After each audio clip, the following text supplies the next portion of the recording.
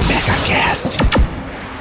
Alô, minhas comadres, meus amigos, fãs da Mega, minha saudação amiga carinhosa. 520 anos depois, sentados nos bancos das escolas, nos primeiros anos de aprendizado, identificamos o descobrimento do Brasil por Pedro Álvares Cabral. Imagine o primeiro contato, a corrupção, pois foi preciso oferecer presentes aos índios para terem acesso à cultura deles e etc., que levou um tempo. Depois de dias de reconhecimento do terreno, tinha que comunicar o grande descobrimento ao rei de Portugal. Carta de Pero Vaz de Caminha, apenas um trecho que eu acho interessante. Ali veríeis galantes pintados de preto e vermelho e quartejados, assim pelos corpos como pelas pernas, que certo assim pareciam bem. Também andavam entre eles 4 ou 5 mulheres novas, que assim nuas não pareciam mal. Entre elas andava uma com uma coxa do joelho até o quadril e a nádega toda tingida daquela tintura preta e todo o resto da sua cor natural. Outra trazia ambos os joelhos com as curvas assim tintas e também os colos dos pés, e suas vergonhas tão nuas e com tanta inocência assim descobertas que não havia nisso desvergonhada nenhuma. Todos andavam rapados, até por cima das orelhas, assim mesmo de sobrancelhas e pestanas. Trazem todos as testas, da fonte a fonte, tintas de tintura preta que parece uma fita preta da largura de 2 dedos. Mostraram-lhes um papagaio pardo que o capitão traz consigo. Tomaram-no logo na mão e acenaram para a terra, como se houvesse ali. Quer dizer, papagaio aqui tem também, né?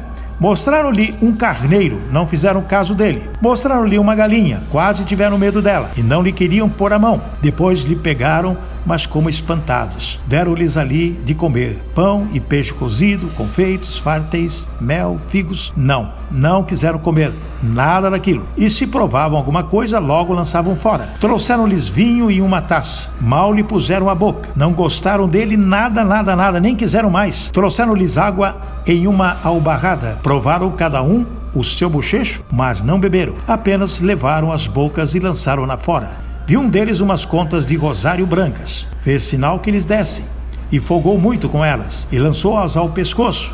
Depois tirou-as e meteu-as em volta do braço, e acenava para a terra e novamente para as contas, e para o colar do capitão, como se dariam ouro por aquilo. Caminha Pero Vaz, que escreveu esse trecho. Então, que lição tiramos desse relato?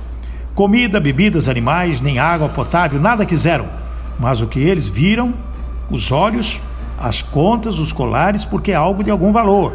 Com certeza, qual a diferença de hoje, quando vemos o famoso toma lá da cá, na esfera política, onde tem mais valor os interesses particulares ou de grupos, numa negociata onde quem se lasca é o próprio povo, que paga a conta de uma cambada de agentes políticos corruptíveis que ainda insistem em manter essa prática em todas as esferas. Caminha também fez um pedido particular ao rei.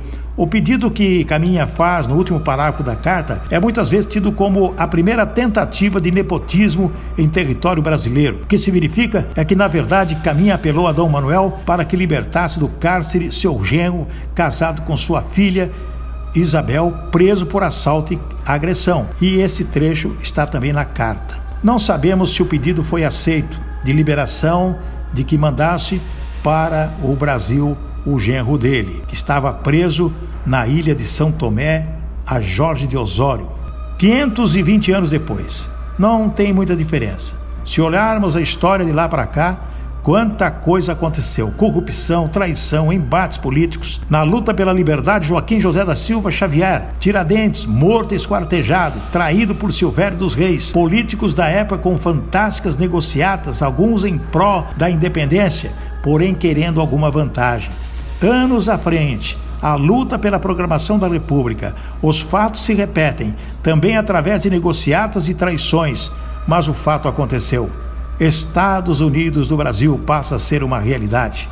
A República Velha, por vezes Primeira República Brasileira, é o período da história do Brasil que se estendeu da proclamação da República em 15 de novembro de 1889 até a Revolução de 1930, que depôs o 13º e último presidente da República Velha, Washington Luiz.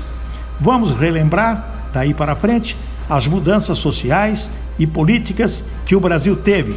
Será que ninguém observa esse filme? Ou querem que a velha política ainda tenha corpo? Chega, né? Os tempos são outros. O povo não se deixa enganar. Não é mais massa de manobra. Confia nos dirigentes sérios e comprometidos com a democracia e respeitam a Constituição. Que Deus, através da sua misericórdia, oriente a todos aqueles que têm uma caneta na mão e o poder de mudar a história de uma nação. Que Deus nos ajude. E lembre-se, tá ligado? Tá na Mega. MegaCast.